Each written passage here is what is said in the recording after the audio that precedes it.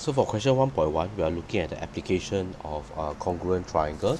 Okay, so basically for this question, what we're going to do is to look at the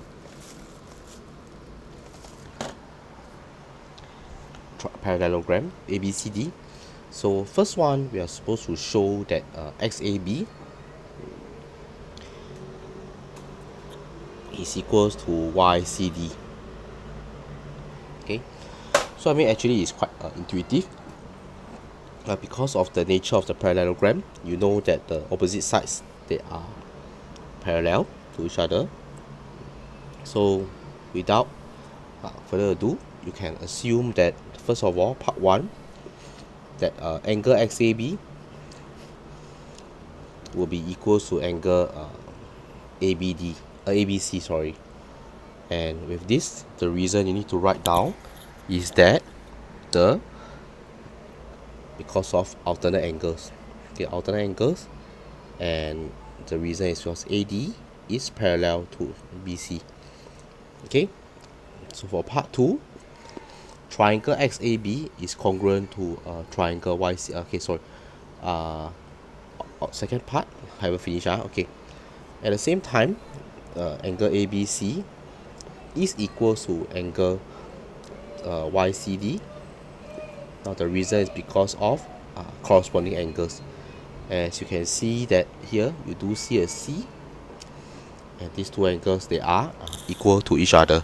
Right, so straight away you can conclude that the corresponding angles again is because of AB parallel to DC, and therefore you have angle XAB equals to angle YCD as shown.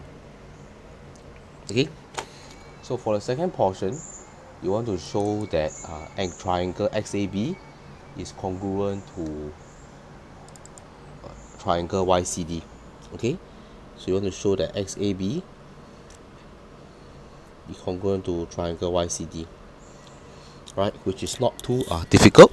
Okay, since you have the following, you know that number 1, so what we're going to try to do is we can try to use SAS. Alright, so first one, you can see that XA is equal to CY. Right, this is given by the question. Okay, so this is the for S.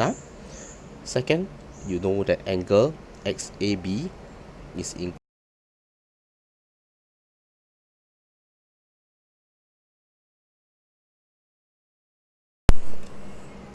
Third, you also know that AB is equals to CD, and this is because of the properties of a parallelogram. And so with that, you actually have showed that side angle side are equal. Okay, so I say again, you have showed that the corresponding sides, corresponding angle, corresponding sides, they are equal, and therefore by the SAS test, using SAS, you can therefore show and prove that triangle XAB is congruent to triangle YCD.